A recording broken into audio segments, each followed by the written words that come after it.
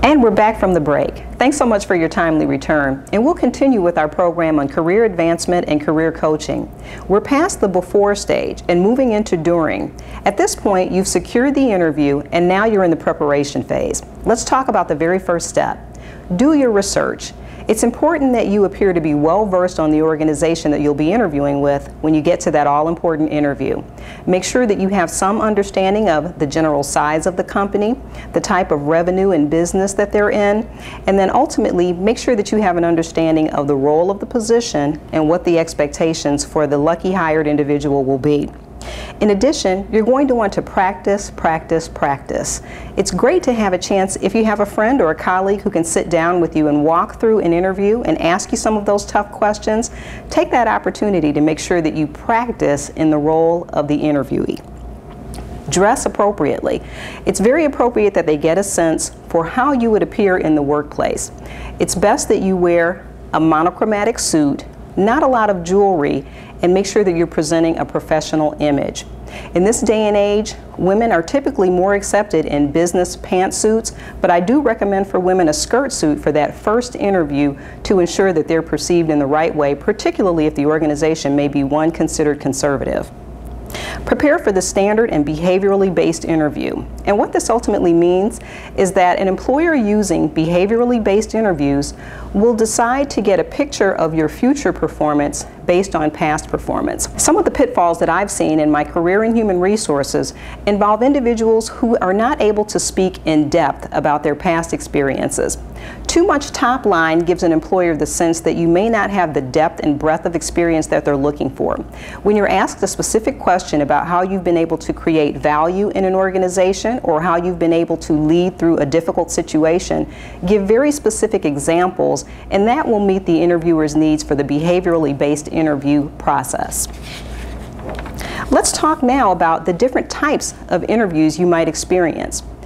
In this day and age, you're working with virtual teams, so you may be talking with people across the country.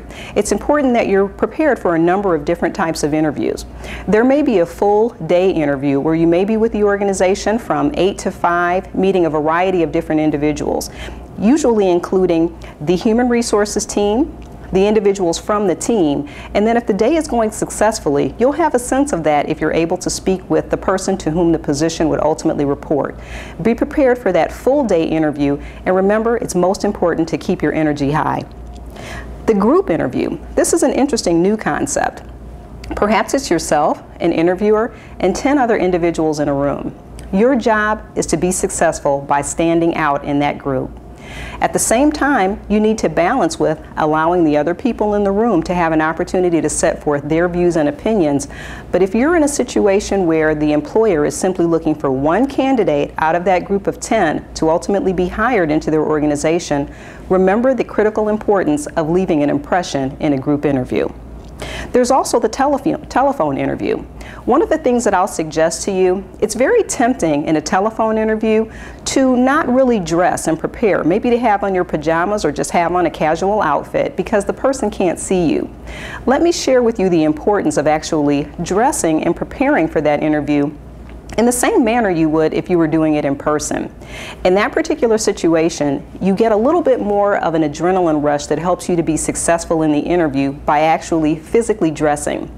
The other temptation is to also have documents in front of you to make sure that you're following the path of your resume or using any project documents that might be related to the particular type of interview that you're having. Remember, when you're dealing with an experienced interviewer such as myself, they can hear those papers rustling in the background, and be careful about the impression that may leave. Video interviewing. Now, video interviews have become a significant option in this day and age. It's important to make sure that you're still conveying not just that sense of knowledge and technical expertise, but ensure that you're also conveying your personality through that video.